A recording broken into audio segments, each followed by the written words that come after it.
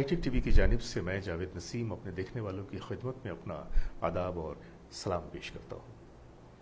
और आज प्रोग्राम एक मुलाकात में एक बार फिर हम आपके सामने हैदराबाद से ताल्लुक़ रखने वाली एक बहुत ही न्यारी, बहुत ही प्यारी सी शख्सियत को लेकर हाजिर हुए हैं। जैसा कि आप जानते हैं कि हमारे प्रोग्राम एक मुलाकात में हमने हमेशा आपकी मुलाकात कभी किसी एक्टर से करवाई है, कभी किसी डॉक्टर से करवाई है, कभी किसी इंजीनियर से, तो कभी किसी राइटर से। और आज एक बार फिर हमारे इस प्रोग्राम एक मुलाकात में मैं एक ऐसी ही शख्सियत के साथ आप लोगों की खिदमत में हाजिर हुआ हूँ। ये हैं श्री प्रदीप देवीशरण भट्ट जी। गर्चे इनका ताल्लुक रुड़की से है, लेकिन अब वो हैदराबाद में मुकीम हैं, गवर्नमेंट सर्विस में हैं और ये खादी विलेज इंडस्ट्रीज कमीशन के मुलाजिम हैं। उसमें सुपरिंटेंडेंट की हैसियत से वो अपनी जॉब कर रहे हैं। लेकिन कहीं ना कहीं एक सुपरिंटेंडेंट होने के बावजूद इनके अंदर एक और शख्स बैठा है, वो है एक कवि, एक शायर।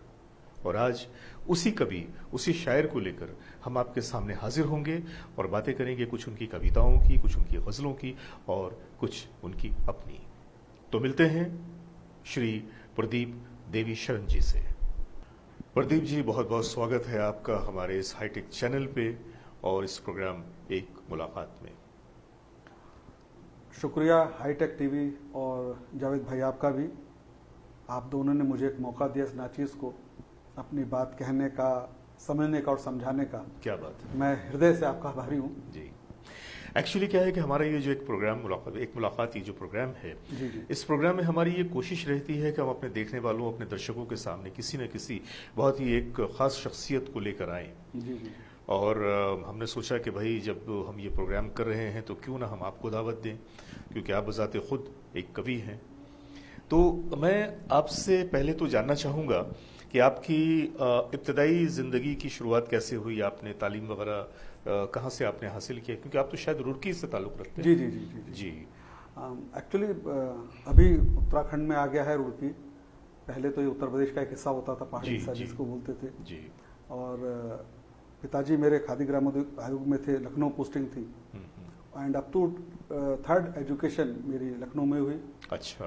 देन हमारे फोर फादर ऋषिकेश के पास से कहीं आके, बागपत एक जगह है, बागपत डिस्ट्रिक्ट है, बागपत चरण सिंह का, जी, वहाँ आके बस गए थे फोर फादर।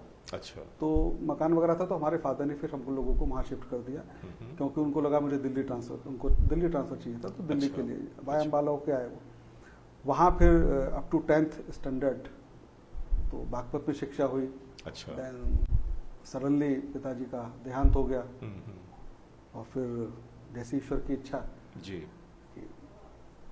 कंपल्शन ग्राउंड पे मुझे नौकरी मिल गई। अच्छा। खादी ग्रामोद्योग में, तब से मैं नौकरी भी कर रहा हूँ, लेकिन पढ़ाई साथ साथ करता रहा। मेरठ विश्वविद्यालय से राजनीतिक शास्त्र में एमए किया, इग्नो से डिप्लोमा रूरल डेवलपमेंट किया, एक इंडस्ट्रियल कॉर्पोरेट मैनेजमेंट का डिप्लोमा किया। मतलब पढ़ाई जारी रखी, मैंने पढ़ाई नहीं रोकी। जी जी जी। ये नहीं कि भाई सरकारी नौकरी, तो हालात के सितम एक तरफ और आपकी पढ़ाई दूसरी तरफ जारी, वो है जज्बा, बहुत ही बड़ी बात थी। कुछ ना कुछ करते रहो, खाली नहीं बिल्कुल बैठना है। बिल्कुल सही है, सही है। जी जी। क्योंकि आपने उस तालीम की अहमियत को भी समझा कि एक इंसान उसी वक्त मुकम्मल होता है जबकि उसके अंदर एक भरपूर तालीम हो। तो गोया आपका पैदाइश आपकी रुड़की में हुई, उसके बाद जो आपका सफ़र शुरू हुआ तो रुड़की से आप लखनऊ, लखनऊ से आप बागपत, बागपत से फिर आप दिल्ली, दिल्ली से फिर आप बॉम्बे और बॉम्बे के बाद अब आपने लैंड किया हैदराबाद में। जी जी। क्या बात है, क्या बात है। तो ये जो आपका जो सफ़र रहा, पहले तो ये फॉर स्टडीज़ रहा, तालीम के लिए रहा। जी जी। जैसा कि आपने बताया कि रुड़की से आप लखनऊ गए, फिर आपने बागपत में। नहीं, रुड़की मेरा जन्म हुआ। हाँ, रुड़की में मेरा जन्म हुआ जी। और फादर चूंकि लखनऊ में थे, जी, तो हम लोग लखनऊ गए और अप टू थर्ड वहीं एजुकेशन थी हमारी। फिर वहाँ से बागपत, देन उसके बाद बागपत हम लोग 10th एग्जाम वहीं से दिया हमने। जी। और फिर दिल्ली में जॉब लग गई। उसके बाद हम लोग मेरठ विश्वविद्यालय से मैंने, तो ये जो आप जिस जगह पे हैं, जो मुलाजमत आपकी है खादी कमीशन वाली, इसमें किस टाइप का, मतलब क्या होता है वहाँ पे? ये भारत सरकार का एक डिपार्टमेंट है, काफी बड़ा डिपार्टमेंट है जी। और एक्चुअली तो ये मैन्युफैक्चरिंग डिपार्टमेंट है, क्या है ये, मतलब नहीं, या कोई उनके ऊपर वो एक कमीशन है उस इंडस्ट्री के ऊपर? हाँ, एक्चुअली देखिए, इसका नाम पूरा है खादी विलेज इंडस्ट्रीज कमीशन। अभी आज की जो है वो मिनिस्ट्री ऑफ एमएसएमई है, पहले मिनिस्ट्री ऑफ इंडस्ट्री में होता था ये। अच्छा। और बहुत बड़ा डिपार्टमेंट है, हर स्टेट में स्टेट ऑफिसेज है, जोनल ऑफिसेज हैं। और जनरली जैसे लोगों को लगता है भाई खादी मतलब खादी का कपड़ा, जी। ऐसा नहीं है। जो फोकस है, जो मोटो है KVIC का, वो है कि generate the employment in rural areas. मुझे याद है उस जी। वक्त मैं स्कूल में था जी जी और हमारे उस वक्त मैं कलकत्ते में था और कलकत्ते में भी खादी ग्राम और इस तरह से वो काफी बड़े जी, लेवल पे था। जी जी जी तो अक्सर वो किताबों में वो मैं खादी के बारे में पढ़ता था या फिर वो चरखा काटते हुए मैंने गांधी जी की तस्वीरें देखी, तो मेरे दिमाग में खादी की एक अलग तस्वीर थी जी और मैं ये समझता था कि शायद खादी जो होता है वो सफेद रंग का होता है और इसे सिर्फ नेता लोग पहनते हैं, मैं यही समझता था। तो एक बार मेरा खादीग्राम जाने का इत्तेफाक हुआ एंड आई वाज अमेज्ड जब मैंने वहां पे खादी कपड़ों की क्वालिटीज देखी और उनकी जो कलाकारी उसके ऊपर की गई थी और मैं एकदम दंग रह गया कि खादी वस्त्र में इतनी सारी क्वालिटीज और इतनी सारी वैरायटीज सिल्क के, तसर के, वो मैं बड़ा प्रभावित हुआ उससे। तो बहरहाल ये तो खादी उद्योग की बात हुई। मैं और एक जानकारी दे कमीशन दूं, की। ये मैं खादी ही पहने हुए हूँ। अरे वाह, लेकिन कहीं से भी ये लग नहीं रहा है कि ये खादी है। देखिए, तरक्की सबको करनी पड़ती है। खादी बहुत फैशन, मतलब जी। फैशनेबल हो गई खादी फाउंडेशन, हाँ, खादी फॉर फैशन एग्जैक्टली बहुत आगे बढ़ गया है अभी। खादी सिर्फ वो, बिल्कुल। आप उसको खादी का मोटा खद्दर मत समझिए जो सिर्फ नेता ही पहनते हैं, जी। बच्चे पहनते हैं। स्टूडेंट्स में कितना जी। क्रेज है खादी के प्रति आज जी की जी तारीख में। नहीं, पहले पता नहीं क्यों एक आम गुमान पाया जाता था कि खादी वस्त्र वो या तो नेता पहनेंगे या तो जो कवि होगा वो पहनेगा, ऐसे ही लोग पहना करते थे। हाँ, वो एक और उस वक्त मेरे ख्याल से शायद उस वक्त इतनी वेरिएशंस भी नहीं थी जितनी कि अभी आ गई हैं। जी, जी। क्योंकि अभी ये कॉम्पिटिटिव मार्केट में आ गया है ये, और इनकी जो क्वालिटीज है, जो वैरायटीज हैं, वो बिल्कुल एकदम आला से आला कपड़ों के मुकाबिल बहुत ही बेहतर हैं। तो ये तो हुई आपके जॉब की बात। अगर जी, मैं जी। आपके अंदर जो कवि बैठा है अगर उसकी बात करूं तो मैं चाहूंगा कि थोड़ी देर के लिए आप अपने उस कवि को बाहर लेकर हमारे दर्शकों के सामने आए। मैं आपसे पहले ये सवाल करना चाहूंगा जी, जी। कि ये कैसे आपको पता चला कि आप कविताएं लिख सकते हैं? ये कैसे मालूम हुआ आपको? Actually when I was in 8th और 9th स्टैंडर्ड, ओके। तो वो कविता है कि चाह नहीं फूलों वाली एक कविता थी, शायद माखनलाल चतुर्वेदी जी की है जी।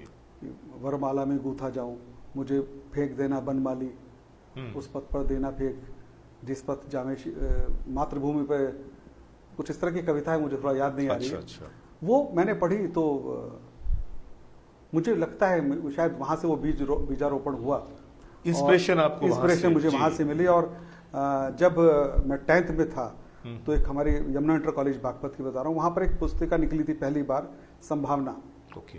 तो संभावना में मुझे पूछा गया भाई कौन क्या लिखेगा, तो मैंने कहा मैं भी अपनी कविता दूंगा।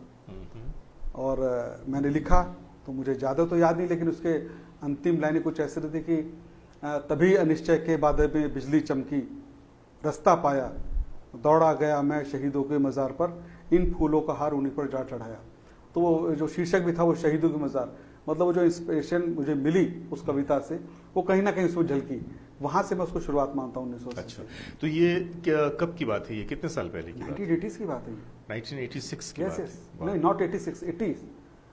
1980s, यानी it has been a long yes yes yes, long वाह टाइम। वाह वाह वाह।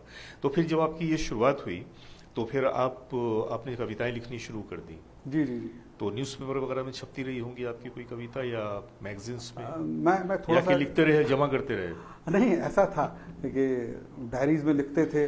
जी। और सच बोले तो जैसे वो आज के तो बच्चे नहीं थे, हम उससे मारने के तो बच्चे ऐसे होते थे, भाई लिख लिया, और हमें लगता था कि हमने जो लिखा है शायद अच्छा लिख लिया है, और खुद ही पढ़ते थे तो पता भी नहीं था जी। क्या है।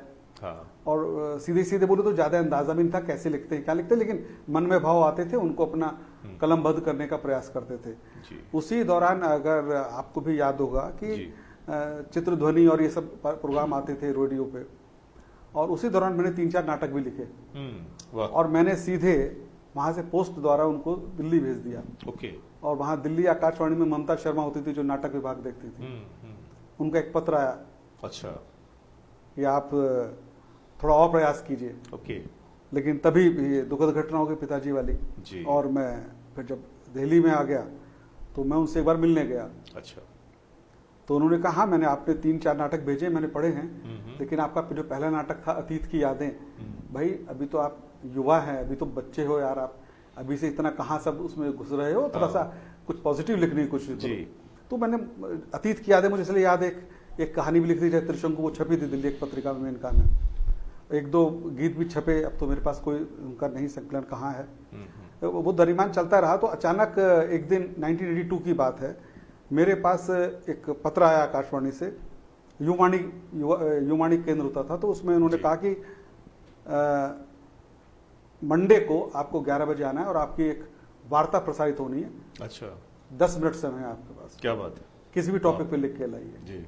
एंड फ्राइडे की बात है ये। और मैं लग गया साहब काम में, और उससे मैं देखिए मतलब कहीं ना कहीं से आपको मिलता है। एक घटना ऐसी पढ़ ली थी हिंदी हिंदुस्तान पेपर में, तो उस घटना को याद किया और लिखने बैठ गए, और दहेज के ऊपर एक वार्ता हमने आकाशवाणी में प्रसारित हुई हमारी। अच्छा। मई 82 की बात है। और जावेद भाई आज भी वो 40 रुपए का चेक आया था उस समय मेरे पास। अच्छा, आज भी उस चेक की मैंने शायद फोटो कॉपी है, जो उसका जो एनक्लोजर जो उसका फॉरवर्डिंग जिंदगी लेटर का एक यादगार था, लम्हा जी जी जी, वो वो था, आज भी जी, मैं रखा हुआ है अपने पास। तो मैं चाहूंगा कि आज जिंदगी के उस यादगार लम्हे को हमारे दर्शकों के साथ शेयर करें कि जिस कविता पे आपको या लेख पे आपको 40 रुपए का चेक नहीं, वो वार्ता थी, दहेज के ऊपर थी, वार्ता थी वो। जी, अच्छा, मतलब कुछ उसके बारे में कुछ आउटलाइंस क्या था वो? नहीं, आउटलाइन ये थी, मतलब ठीक है, एक शादी हो रही है और लास्ट मोमेंट में, जैसे जनरली हम फिल्में भी देखते थे भाई, कि वो बोल रहा है कि मुझे जो दहेज इतना ही चाहिए, तो वो लड़की एक सवाल करती थी कि अगर मेरा एक हाथ नहीं होगा तो क्या तुम और 10,000 रुपए में लेके मुझे स्वीकार कर लोगे? तो फिर वो कहता है नहीं, 20,000 होगा तो भी मैं क्यों स्वीकार करूंगा। तो इस तरह की कुछ घटनाएं मैंने उसमें पिरोने की कोशिश की थी। अच्छा। और तो फिर वो लास्ट में कहता है कि तुम्हारा हाथ टूटा तो नहीं है, वो तो नहीं हुई है तुम। तो वो कहती नहीं, मुझे तुमसे शादी ही नहीं करनी है। और अब आप देखिए मतलब उस समय क्या ख्याल आया, और वो लड़की कह देती नहीं आप उठो यहाँ से, मुझे आपसे शादी ही नहीं करनी है। क्या बात है।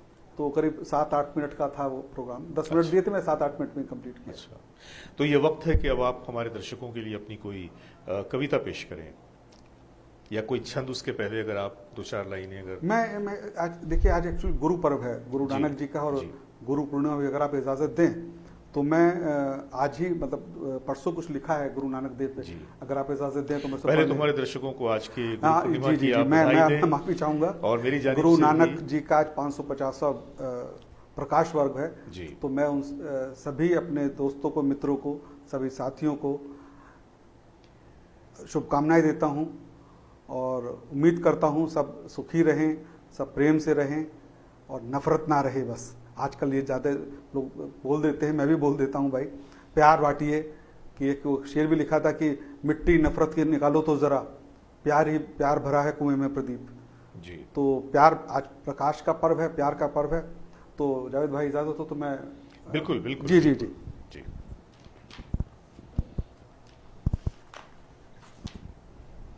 एक्चुअली आज चूंकि गुरु पूर्णिमा भी है, मैं एक कि गुरु कृपा हो जाए तो सफल सिद्ध हो काम, ऐसा माना गया कि जिसके ऊपर गुरु की कृपा है उसको फिर कुछ नहीं चाहिए। गुरु कृपा हो जाए तो सफल सिद्ध हो काम, कृपा हनु पर रखते हैं जैसे सियपति राम। तो आज ये गुरु पूर्णिमा का पर्व है, तो मुझे लगता है कि ये आवश्यक है। और अब मैं अपनी चंद लाइनें जो मैंने परसों लिखी हैं गुरु नानक देव जी के लिए, और एक जो गुरु हमारे गुरु हैं वो मानते हैं कि जो पगड़ी है विशेष है उनके लिए। पगड़ी सबके लिए होती है लेकिन उनके लिए विशेष मानी गई है। पगड़ी को ध्यान में रखते हुए मैंने एक लिखने का प्रयास किया है अपनी रचना प्रस्तुत है कि सड़क पे खून से लथपथ अगर देखूं कोई बच्ची। ये भी एक सत्य घटना पर ही एक घटना हुई थी कि वो सरदार जी ने अपनी पगड़ी उतारी 20 सड़क, और उस बच्ची को पगड़ी में लपेट के खून निकल रहा था, उसको ले गए थे। तो घटना मैंने पढ़ी थी, उसको ध्यान में रखते हुए लिखा कि सड़क पे खून से लथपथ अगर देखूं कोई बच्ची, बचा लो जान में उसकी, सिखाती है यही पगड़ी। क्या बात। करे सम्मान जो इसका वही है मान भी पाता, कभी इंसानियत पगड़ी कभी भगवान है पगड़ी। क्या बात। के कंघी केश करघा के कंघी केश कचहरा, किया कृपाण जब धारण, बने वो पंज प्यारे तब, सजी सर पे जब ये पगड़ी। गुरु की वाणी ये कहती, मदद कर सबकी मदद कर उस बंदे की, भला सरबत का सोचे जो, भला करेगी ये पगड़ी। क्या बात। करे जो शीश पर धारण वही इसकी वक़्त जाने। करे जो शीश पर धारण वही इसकी वक़्त जाने, वही इसी वक़्त जाने, नहीं तो कपड़े का टुकड़ा बंधे सर पे तो है पगड़ी। क्या बात। वाह।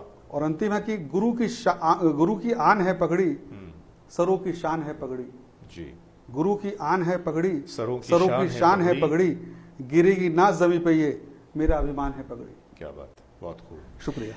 तो आपने ये जो लिखना स्टार्ट किया, तो आपने कौन कौन से जॉनर में आपने लिखा है इस कविताओं के साथ? कुछ गजलें और हाँ, कुछ गजलें भी लिखी, कुछ गीत भी लिखे जी, और मुक्तक भी एक दो लिखे हैं। अच्छा अच्छा।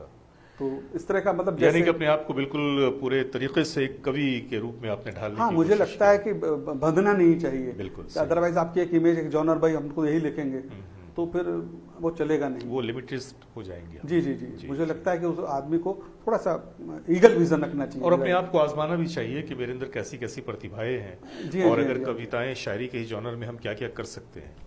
क्योंकि हमेशा एक आदमी को इनोवेटिव होना चाहिए, नए रास्तों की तलाश करनी चाहिए, नई मंजिल की तलाश करनी चाहिए, तभी राहें खुलती हो, नई मंजिल मिलती है। हम बातें कर रहे हैं प्रदीप देवीशरण भट्ट जी से, और इस वक्त लेते हैं अब एक छोटा सा ब्रेक। मिलते हैं ब्रेक के बाद।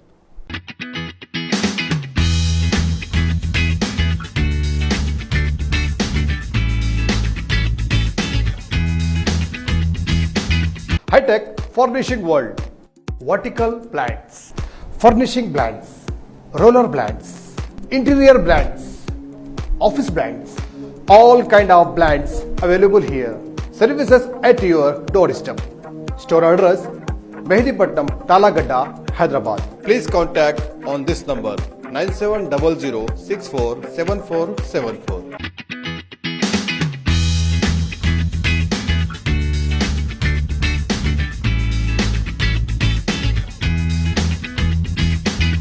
ब्रेक के बाद एक बार फिर से आपका इस्तकबाल है हमारे इस हाईटेक टीवी के चैनल पे, और हम बातें कर रहे हैं प्रदीप जी आज आपकी कविताओं की, आज आपकी गजलों की।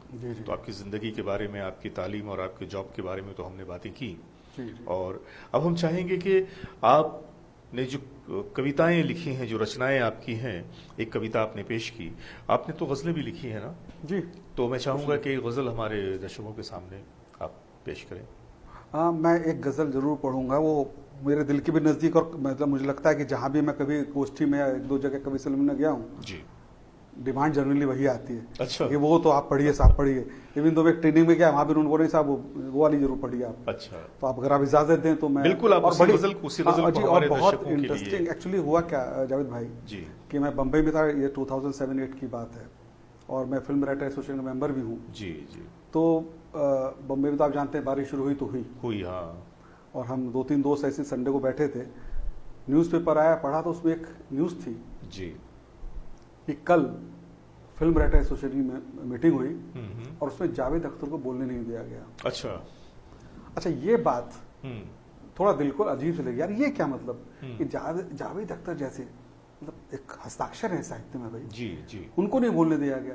कि 10-11 साल पहले घटना है, सही, वो बात मेरे दिल को लग गई कि यार नहीं, ये तो अच्छा नहीं हुआ, ये अच्छा नहीं हुआ, मतलब बात दिमाग में घूम रही है, और मैं इधर घूम रहा हूँ, बारिश हो रही है बाहर, अचानक एक मिसरा दिमाग में आया कि ये जमहूरियत की निशानी नहीं है। अच्छा, जो पहला मिसरा आया वो था कि ये जमहूरियत की निशानी नहीं है, और उसके बाद मैंने अपने दोस्तों, भाई को जो खाना पीना खाओ, मैं अपना लेके बैठता हूँ, मुझे कुछ लिखना है। हाँ। और साहब करीब आधा घंटे में वो गजल तैयार हुई, तो मैं उसको ही पेश कर रहा हूँ कि जुबान तो है लेकिन जुबानी नहीं है, जुबान तो है लेकिन जुबानी नहीं है, जुबान तो है लेकिन जुबानी नहीं है, हाँ, ये जमहूरियत की निशानी नहीं, ये जमहूरियत की निशानी नहीं है। वाह, क्या बात है। मिला खा लिया वरना फाकाए मस्ती, मिला खा लिया वरना फाकाए मस्ती, किसी एक घर की कहानी नहीं है। क्या बात। मिला खा लिया वरना फाकाए मस्ती, किसी एक घर की कहानी नहीं है। हटा बदनजर अपनी मासूम जान से, हटा बदनजर अपनी मासूम जान से, तेरे घर में बेटी सियानी नहीं है। क्या बात, ये जमहूरियत की निशानी नहीं है। क्या बात, बहुत खूब, बहुत खूब, बहुत खूब। और इसका अगला शेर है कि जो जुल्मो सितम देखकर भी ना फड़के, जो जुल्मो सितम देखकर भी ना फड़के, किसी काम की वो जवानी नहीं है। क्या बात, कि दहशत में इंसान जिए जा रहा है, बची बाकी खून में रवानी नहीं है। और मकता है कि मेरे दीप हाथों में खंजरी दे दे, कि मेरे दीप हाथों में खंजरी दे दे, रगों में लहू मेरे पानी नहीं है। ये जमहूरियत की निशानी नहीं। क्या बात, वाह वाह वाह वाह।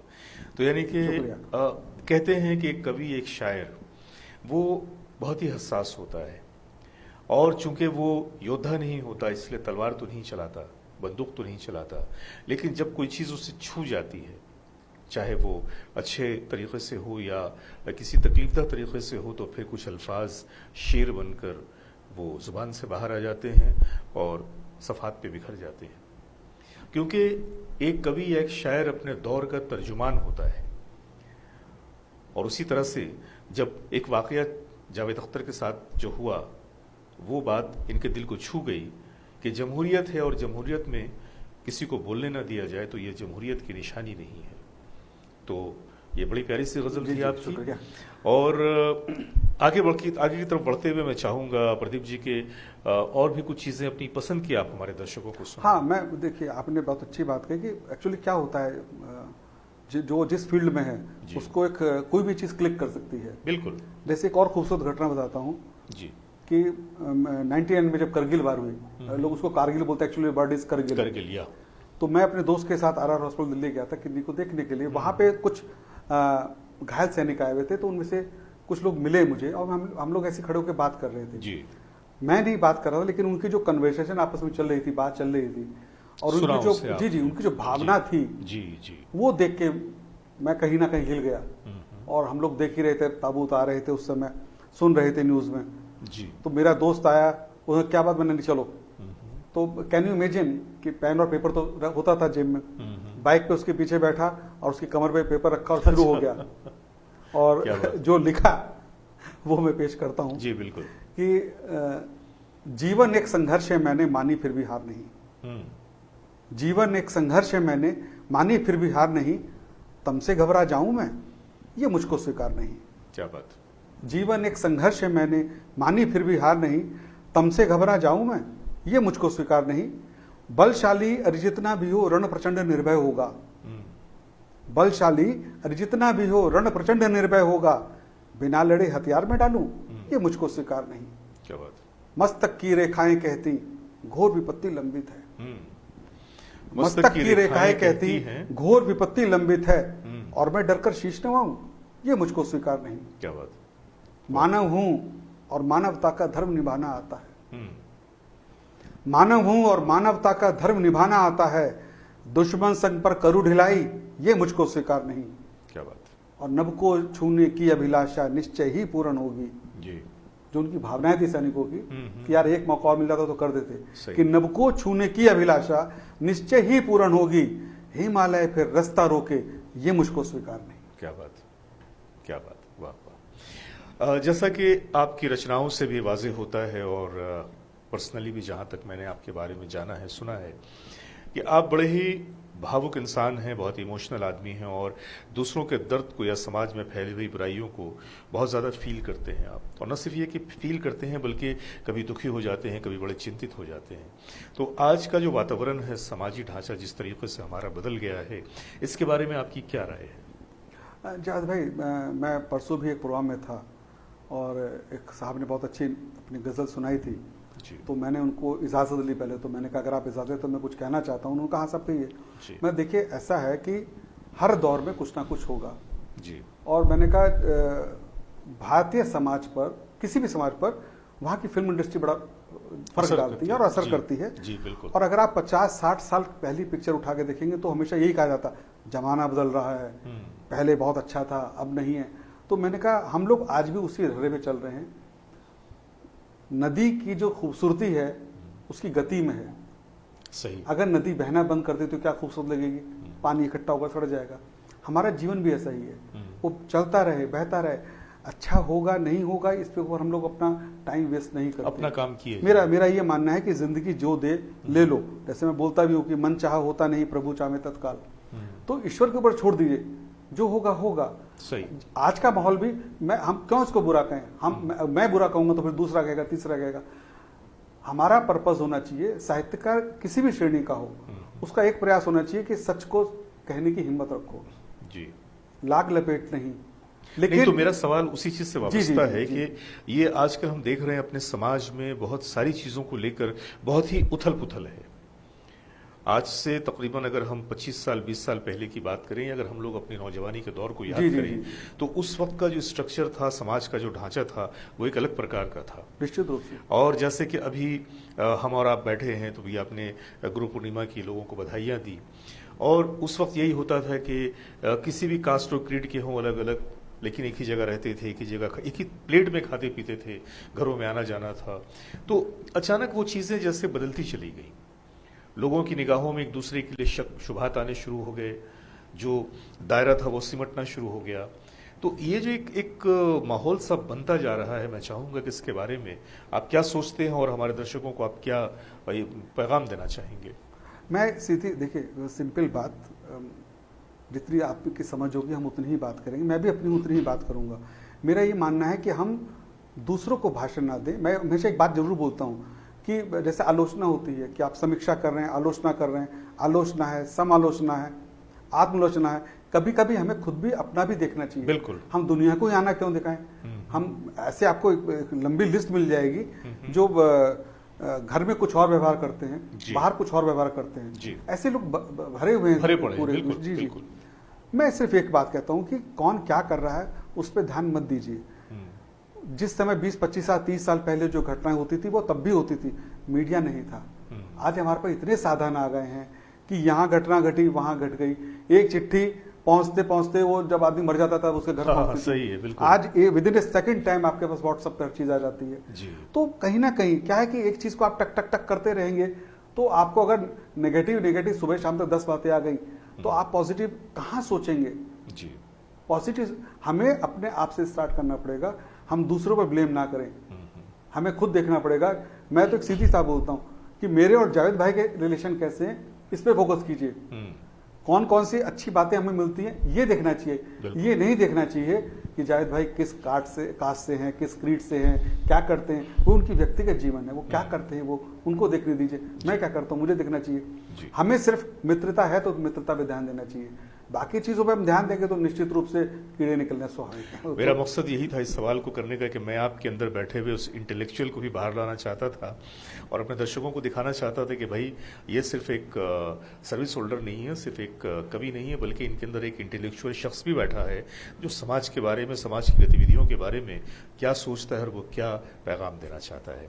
बहरहाल तो वक्त तो हो रहा है कि हम आपसे इजाजत लें, लेकिन जाने से पहले हम चाहेंगे कम से कम अपनी कोई एक कविता या गजल या 2-4 छंद आप वो हमें मैं छोटी छोटी 2 चीज सुना देता हूँ जी।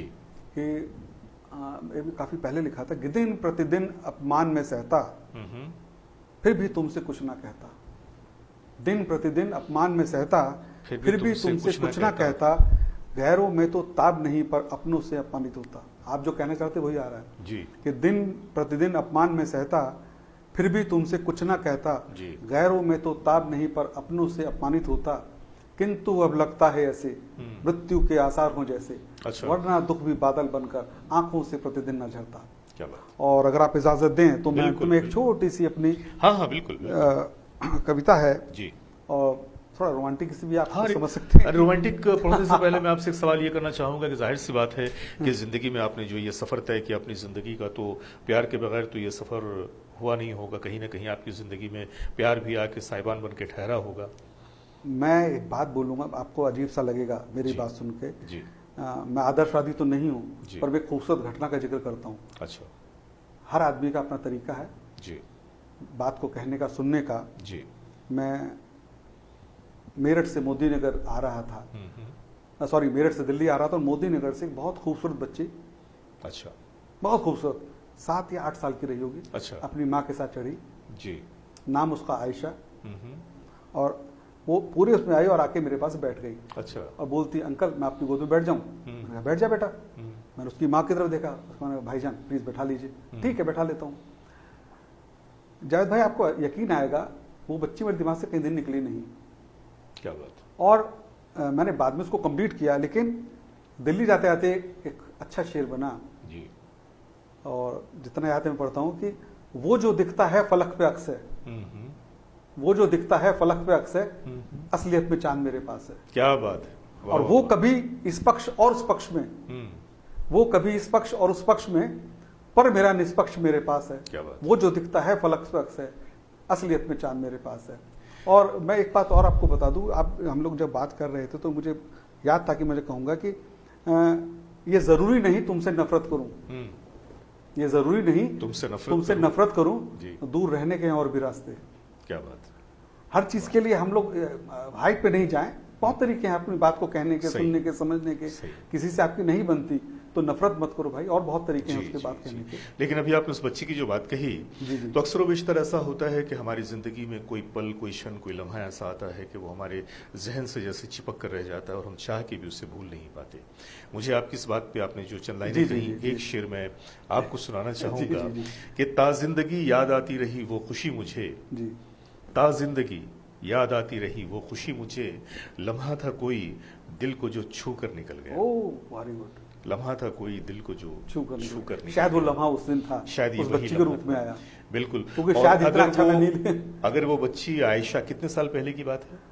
ये बात है मेरे ख्याल से करीब 97-98 की बात है। अब तो हमें यकीन है कि आयशा अपनी जिंदगी की शुरुआत कर चुकी होंगी, उसकी शादी भी हो चुकी होगी, लेकिन जिस शख्स की गोद में आप बैठी थी वो शख्स आज भी आपको याद कर रहे हैं। अगर आप देख रही हैं तो हमारी मोहब्बतें कबूल कीजिए, इनकी तरफ से भी इनकी मोहब्बतें कबूल कीजिए। और आप और भी कुछ सुनाने वाले? बस मैं एक आपको अपने सुना देता हूँ, तो मुझे पसंद भी है। बिल्कुल।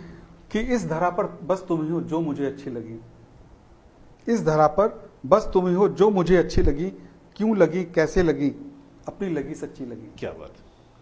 इस धरा पर बस तुम ही हो जो मुझे अच्छी लगी, क्यों लगी कैसे लगी, अपनी लगी सच्ची लगी, प्रेम में है वेदना भी, हार ना भी जीतना भी। क्या बात। प्रेम में है वेदना भी, हार ना भी जीतना भी, जीत कर प्रिय हार लगती, हार कर सत्कार लगती। क्या बात। और तुमने कैसे कह दिया कि तुम मेरे कुछ भी नहीं। अच्छा वाह। तुमने कैसे कह दिया कि तुम मेरे कुछ भी नहीं जी। नैनों की ज्योति तुम ही हो, हृदय का कंपन तुम ही। क्या बात, क्या बात। भूलना वश में नहीं प्रतिपल तुम ही हो ध्यान में, भूलना वश में नहीं प्रतिपल तुम ही हो ध्यान में, मान में सम्मान में और मेरे प्राण में। क्या बात। मैं विछो से हूं व्यथित और तुम ज्यादा व्यवस्थित, मैं विछो से हूं व्यथित और तुम ज्यादा व्यवस्थित, द्वार पर हूं चिर प्रतीक्षित, काल या मणिहार दो। क्या बात। अब भी जो समझे नहीं तुम मर मेरी प्रीत का, अब भी जो समझे नहीं तुम मर मेरी प्रीत का, मृत्यु हुई प्रणाम होगा जिंदगी के गीत का। ये भी सब पुरानी चीजें हैं जो भाई ऐसा है कि जो चीजें होती हैं वक्त के साथ कभी पुरानी नहीं पुरानी होती, तो बल्कि ये इनकी जो अहमियत होती है वो शराब द्वादशाह की तरह होती है कि शराब जैसे जैसे पुरानी होती जाती है उसका नशा बढ़ता चला जाता है। और अगर ऐसा नहीं होता तो हम गालिब और इकबाल की शायरी को अब तक भूल चुके होते, लेकिन हर दिन हम उन्हें याद करते हैं, उनके अशार पढ़ते हैं। तो यही है लुत्फ शायरी का, कविता का। आज हम मिल रहे थे प्रदीप देवीशरण भट्ट साहब से और हमने कुछ उनकी बातें की, कुछ अदब और साहित्य की बातें की। तो प्रदीप जी आज के लिए आपका मैं शुक्रिया अदा करूंगा कि आज आप हमारे इस चैनल में आए। और इंशाअल्लाह मौका मिला तो फिर कभी एक बार बैठेंगे इसी तरह से एक मुलाकात। जरूर जरूर जरूर। तो आज आप मुलाकात कर रहे थे प्रदीप देवीशरण भट्ट जी से। आपने इनकी कविताएं सुनी, आपने इनकी गजलें सुनी, आपने जिंदगी के बारे में जो इनका नजरिया है वो सुना। इसी तरह से हम आपके सामने हमेशा एक मुलाकात में ऐसे ही किसी बड़ी शख्सियत को लेकर हाजिर होते रहेंगे। जब तक के लिए खुदा हाफिज।